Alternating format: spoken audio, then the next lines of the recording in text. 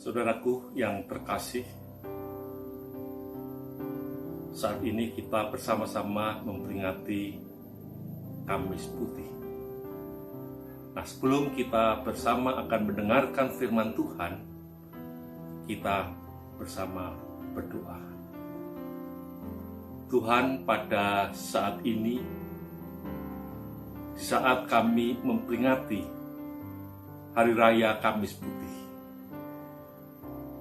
kami mohon kiranya Tuhan berkenan memimpin kami di saat kami akan membaca dan merenungkan firman Tuhan. Tolonglah kami dengan kuat kuasa Roh Kudus. Terima kasih ya Tuhan. Bersabdalah, kami siap untuk mendengarkannya. Dalam nama Tuhan Yesus Kristus, kami berdoa. Amin. Saudara terkasih, bacaan kita pada saat ini terambil dari Injil Yohanes pasal 13. Injil Yohanes pasal 13 ayat 1 sampai ayat 17. Tentang Yesus membasuh kaki murid-muridnya. Demikian Injil Tuhan Yesus Kristus. Sementara itu, sebelum hari raya Paskah mulai, Yesus telah tahu bahwa saatnya sudah tiba untuk beralih dari dunia ini kepada Bapa. Sama seperti Ia senantiasa mengasihi murid-muridnya, demikianlah sekarang Ia mengasihi mereka sampai kepada kesudahannya. Mereka sedang makan bersama, dan iblis telah membisikkan rencana dalam hati Yudas Iskariot, anak Simon, untuk mengkhianati Dia. Yesus tahu bahwa Bapanya telah menyerahkan segala sesuatu kepadanya dan bahwa Ia datang dari Allah dan kembali kepada Allah. Lalu bangunlah Yesus dan menanggalkan jubahnya. Ia mengambil sehelai kain lenan dan mengikatkannya pada pinggangnya. Kemudian Ia menuangkan air ke dalam sebuah basi dan mulai membasuh kaki murid-muridnya, lalu menyekanya dengan kain yang terikat pada pinggangnya itu. Maka sampailah Ia kepada Simon Petrus. Kata Petrus kepadanya, "Tuhan, Engkau hendak membasuh kakiku?" Jawab Yesus kepadanya, "Apa yang kuperbuat, engkau tidak tahu sekarang, tetapi engkau akan mengertinya kelak." Kata Petrus kepadanya, "Engkau tidak akan membasuh kakiku sampai selama-lamanya."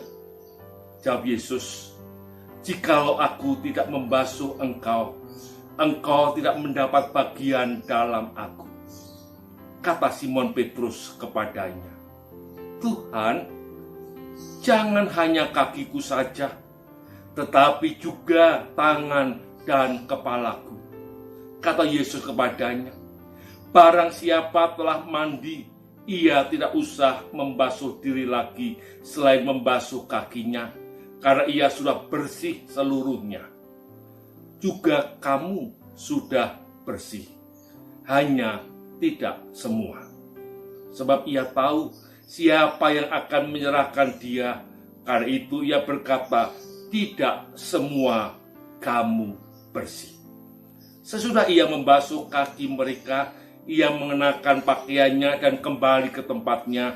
Lalu Ia berkata kepada mereka, "Mengertikah kamu apa yang telah kuperbuat kepadamu? Kamu menyebut aku guru dan Tuhan, dan katamu itu tepat. Sebab memang akulah guru dan Tuhan. Jadi, jikalau aku membasuh kakimu, aku yang ada Tuhan dan gurumu, maka kamu pun wajib saling membasuh kakimu. Sebab aku telah memberikan suatu teladan kepada kamu, supaya kamu juga berbuat sama seperti yang telah kuperbuat kepadamu. Aku berkata kepadamu, sesungguhnya seorang hamba tidaklah lebih tinggi daripada tuannya, ataupun seorang utusan daripada dia yang mengutusnya. Jikalau kamu tahu semua ini, maka berbahagialah kamu jika kamu melakukannya. Bapak, Ibu, dan saudaraku yang dikasih Tuhan, saat ini kita bersama-sama memperingati Kamis Putih. Dari mana istilah Kamis Putih berasal? Ternyata banyak orang yang bingung asal-usul istilah ini. Kemungkinan kata putih mengacu pada simbol suci atau kudus. Dalam bahasa Inggris, Kamis Putih disebut Maundy Thursday, yang artinya Kamis amanat. Istilah ini lebih tepat untuk menggambarkan apa yang diperingati. Amanat yang dimaksud adalah perintah untuk saling mengasihi. Ibadah Kamis Putih diselenggarakan oleh gereja-gereja untuk memperingati peristiwa perjamuan terakhir yang diadakan oleh Tuhan Yesus dan para muridnya. William Barclay pernah mengatakan demikian. Tidak ada orang yang lebih dekat dengan sesamanya daripada orang yang hidup dekat dengan Allah. Yang artinya, orang yang dekat dengan Allah pasti dekat juga dengan sesamanya. Pasti kita semua ingin menjadi seperti Kristus. Benar Bapak, Ibu, dan saudara? Tetapi kenyataannya, seringkali banyak orang Kristen ingin menjadi seperti Kristus dalam hal-hal yang menyenangkan saja atau cocok dengan pandangannya sendiri. Tetapi untuk hal-hal yang berbeda dengan kemauannya, sangat sulit seseorang mau melakukannya. Bahkan kalau perlu, diabaikannya, dianggap tidak ada. Andai kata kita ditanya, apa yang paling sulit kita lakukan dalam mengikut Tuhan Yesus? Satu, jawabannya adalah merendahkan diri. Merendahkan diri. Apalagi jika sampai orang lain tidak lagi menghargai kita. Sejujurnya, kita pasti membutuhkan pengakuan dan penghargaan. Oleh karena itu dalam teori psikologi dikatakan bahwa setiap orang butuh yang namanya aktualisasi diri. Aktualisasi diri berkaitan dengan harga diri. Tetapi di balik keinginan itu tersimpan sebuah ketakutan, yaitu apa jadinya jikalau aku tidak dihargai? Apa jadinya jika orang lain tidak mengakui keberadaanku?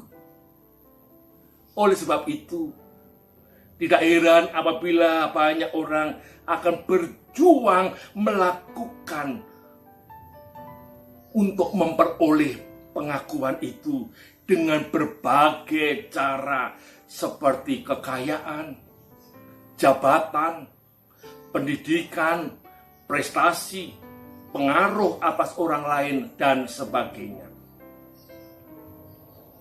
Dan kalau kita perhatikan dalam bacaan Injil Yohanes tadi, Yesus memutarbalikkan konsep para murid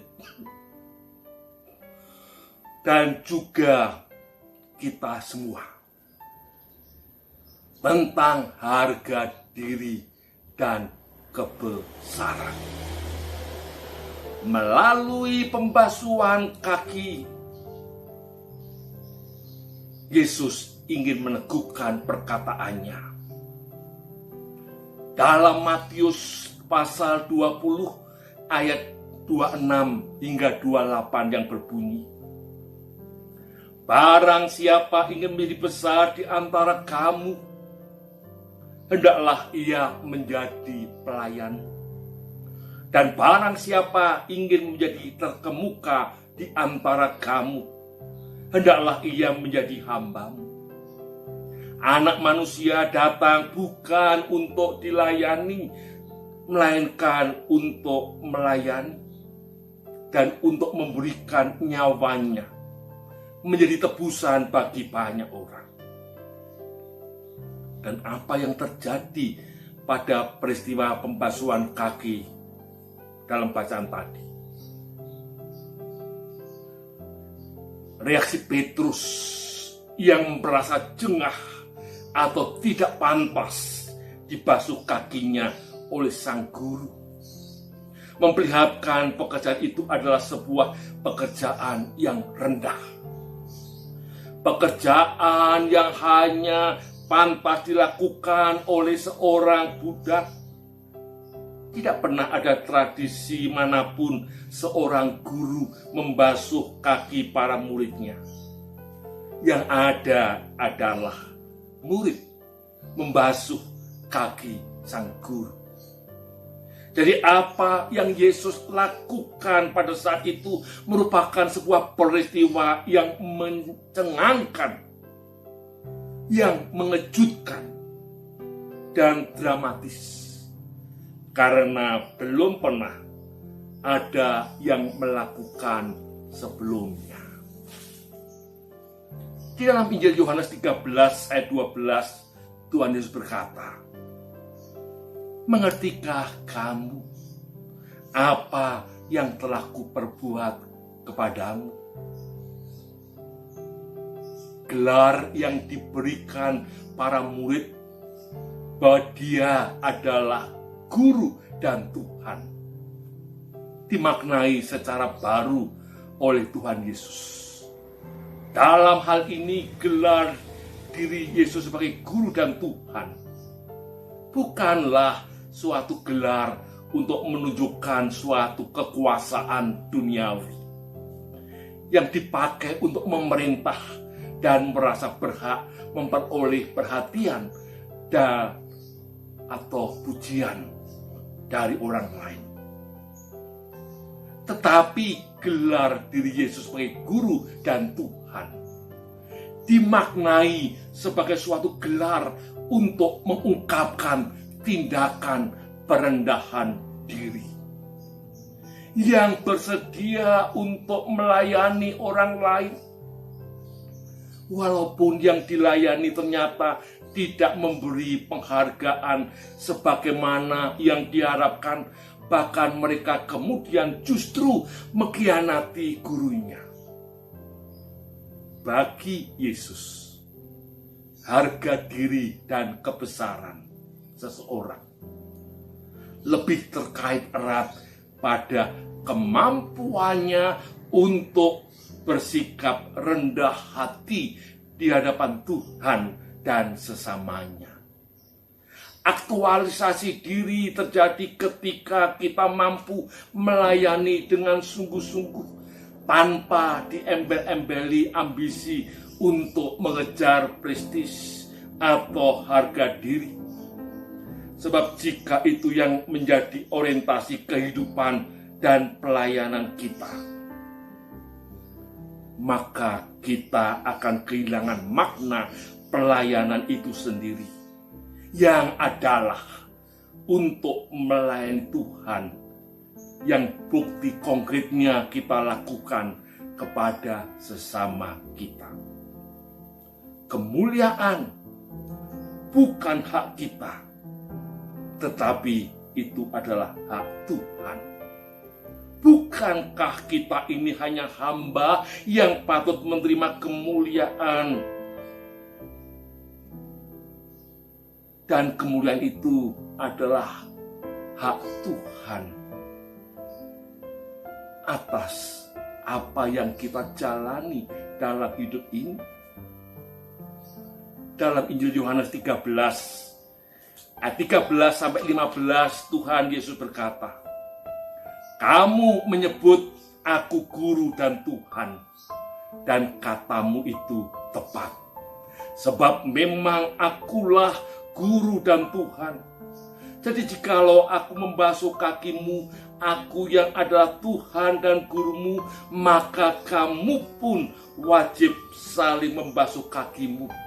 Sebab aku telah memberikan suatu teladan kepada kamu, supaya kamu juga berbuat sama seperti yang telah kuperbuat kepadamu." Di sini Tuhan Yesus mewajibkan kita untuk melakukan apa yang telah diteladankannya. Ini wajib, tidak bisa ditawar-tawar. Harus kita menteladani apa yang Tuhan Yesus telah lakukan kepada manusia. Mengapa kita sering gagal menjadi teladan bagi orang lain untuk bersikap rendah hati, ketulusan melayani, dan saling mengasihi atau melayani? Karena kita lebih banyak berbicara daripada berbuat. Lebih banyak kita berteori daripada praktek. Kita lebih pandai bermain kata daripada mewujud nyatakan kata-kata kita. Kita lebih pandai berargumentasi daripada bermeditasi. Apakah kita semakin dekat dengan Tuhan dan sesama? Umumnya kita merasa cukup berhasil dalam memberikan nasihat dan pengajaran, tetapi sering gagal dalam menjadi teladan yang sebenarnya. Kebesaran kita dan aktualisasi diri kita terjadi apabila kita dapat merendahkan diri di hadapan Allah dan sesama, serta setia dalam melaksanakan tugas panggilan kita untuk saling mengasihi dan melayani. Oleh sebab itu, saudaraku yang dikasihi oleh Tuhan Yesus Kristus, segenap anggota jemaat dan simpatisan GKI Wongso Dirjan, maukah kita semakin diubah dan diperbaharui oleh Tuhan menjadi pribadi yang peduli, mengasihi, dan melayani sesama dengan kerendahan hati. Perenungan bagi kita bersama. Tuhan memberkati saudaraku semuanya. Amin.